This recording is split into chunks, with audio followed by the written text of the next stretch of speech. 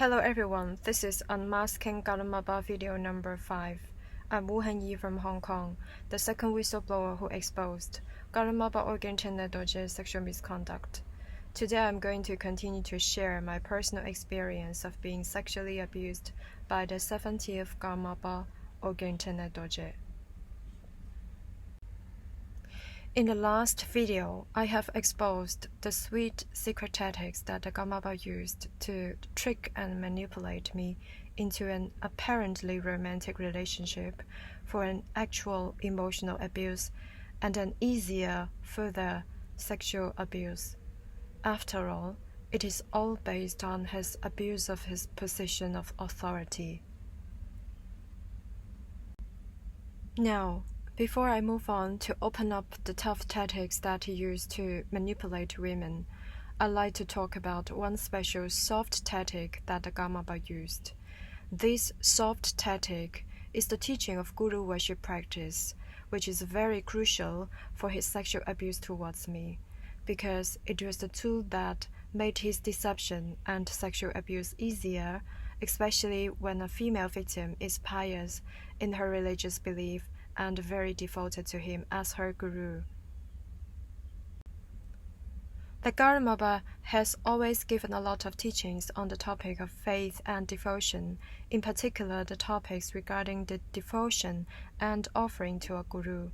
I think he has been brainwashing his disciples, and then I brainwashed myself with his teachings in this religious field that I have long been immersed in.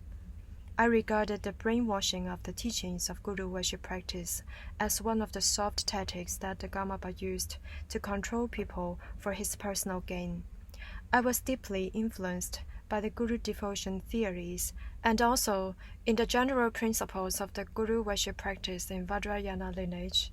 It is concerned with that the disciples have to admire and make the guru happy with faith and devotion, and that the disciples have to keep the Samaya vow to keep the master-disciple relationship as a secret.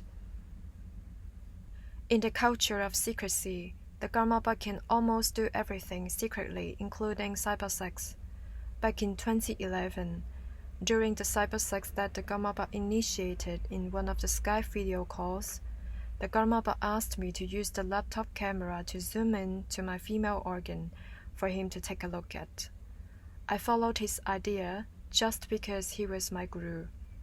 I found he liked making online sex very much. I knew that was the way I could please my guru. Then in 2012, the Karmapa started to ask me to take private pictures, and so I sent my pictures to him. Later, I found out he liked nude pictures very much, so I took some nude pictures and offered it to him as an offering to my guru. Since I was a follower of the guru devotion theory of the Vajrayana lineage at that time, I had been trying my best to please my guru with his favorite things. But when I was in the nunnery busy with my preparation and memorization for the exams, I was really tired of his special request for sex in the Skype video call. I remember in 2015, when I was in my bedroom at Trangudara Abbey at Kathmandu in Nepal, in one of the Skype video calls that he made to me, he asked me to show my breast through the laptop camera. At that time, I was really tired under the pressure of my Shatra studies, and so I was reluctant to obey his instruction, and so I honestly expressed my unwillingness to the Karmapa. And then he hung up that Skype video call very abruptly and rudely without ending the call nicely that night. I felt very upset with that. I didn't realize it was an emotional blackmail at that time. I just thought what I did has been making my guru angry. I was very afraid of losing my guru, so later I promised the Karmapa that I would send plenty of and abundant of my nude pictures to him. And I remembered I took a lot of private photos to him after the Shatra examination. Then in August 2015, there was a conversation on phone in Skype. I asked him Why didn't pick up my phone calls? He blamed me and said to me, "You didn't give me." I was threatened and frightened of losing my guru, and so I surrendered, and I said, "I offer you." Then he told me to turn off the light, and he initiated and conducted a phone sex again. Then I know that if I want to contact my guru, I have to offer him sex, and that rule was that no sex, no talk. In 2017, he commanded me to go to Bodh Gaya for Gagyumonlam, and I joined the Dharma programs over there. And he gave teachings on the 4-section Guru Yoga practice to the public. And I got this text. The 4-section Guru Yoga practice. The original text is in Tibetan. Previously, I didn't realize it was his tactic to control people.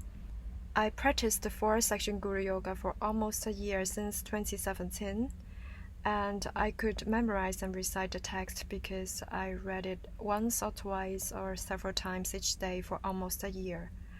So the Guru Yoga practice influenced me a lot. But of course, I finally quitted practicing it because I found my guru was only a cheater, an abuser, and a dictator who commanded me to kneel down before him even after the sexual offense. In order to provide more references, I'm going to quote 10 lines of this text of 4-section Guru Yoga supplication in English. You may better understand how I went through spiritually and what was the source that I relied on to rationalize the misbehaviors of the Karmapa. Open quote, "All-knowing one, Karmapa Keno, for the sake of boundless beings, I offer you right now my body, speech, mind, and virtue. I supplicate the exalted, glorious Guru. Bless me to see whatever you do as perfect. Bless me to hold whatever you say as true. Bless me that our minds may merge as one. Birth after birth, life after life, bless me to never cease performing actions that please the exalted, glorious Guru." End quote. So you see, this is how I brainwashed myself by repeating the Guru worship supplication. I always repeated these lines in my head, especially in 2018 when I was sexually abused or emotionally abused by the Karmapa. So whatever the Karmapa did or said, I accepted them as a blessing. I think it is the reason why the first sexual abuse of the Karmapa towards me could occur so easily. Everything happened when I was at a state of confusion, admiration, reliance to my guru, and the mixed emotion of being afraid of losing my guru, and the sexual relationship happened especially under his tough tactics such as hoovering, blaming, and threatening. And he really enjoys so much when I suffer. It's really inhuman. He doesn't care other people. What he cares is himself. He took his time to command me to go to America to hide in wardrobe and hide in his toilet room, and he took his time to sexually and emotionally abuse me. I would say, enough is enough. You know, I'm really sick of him trying to make me feel inferior. He was just stepping on human dignity. Actually, Karmapa is supposed to be a person who reincarnated for the past 900 years as a compassionate bodhisattva who saved all the beings. But after all the previous interactions that I experienced with the Karmapa, I realized that I can't trust him anymore because it is only a toxic master-slave relationship by the end of the days. I can't see the reasons why I have to please him when he has already been using my trust for himself, for his personal pleasures, for his satisfaction of sexual desires, or for his satisfaction of personal desires to control. Lucky is that now I have quitted practicing the Guru worship. Finally, I realized the Karmapa basically just used his position of authority to accomplish the sexual act.